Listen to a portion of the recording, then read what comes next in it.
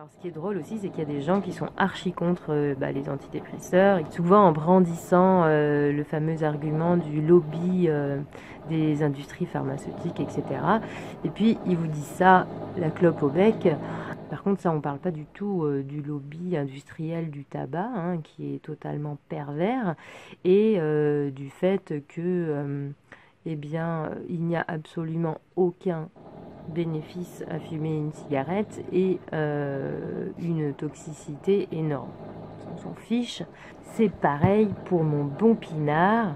Bon, il n'est pas inutile, hein, je veux dire, il me sert à avoir un peu de récréation mentale, etc. C'est un besoin humain tout à fait normal. Mais par contre, il n'y a même pas écrit niveau vigilance 2, il n'y a même pas écrit à consommer avec modération en fait. C'est incroyable.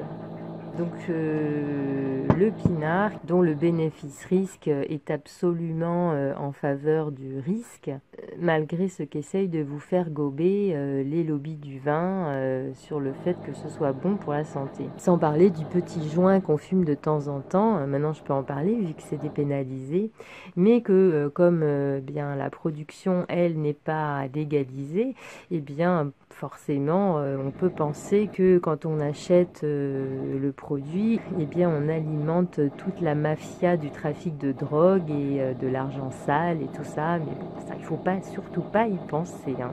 Les gens vont vouloir se diriger vers des méthodes plus naturelles.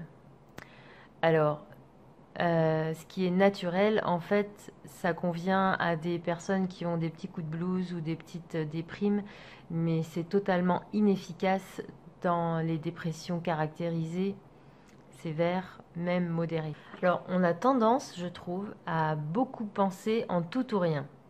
Par exemple, puisque les antidépresseurs rapportent de l'argent au labo, eh bien, l'antidépresseur est quelque chose de mauvais et je n'en prendrai pas. Alors, mais enfin, on est dans une société qui fonctionne comme ça. N'importe quelle innovation, n'importe quelle découverte scientifique, n'importe quel produit commercialisé rapporte de l'argent à ceux qui les fabriquent. Enfin, voilà quoi, on est bien obligé de faire avec ça. Avez-vous pensé au marketing de la peur? C'est-à-dire, à qui profite le fait que les gens pensent que les antidépresseurs sont dangereux ou inutiles?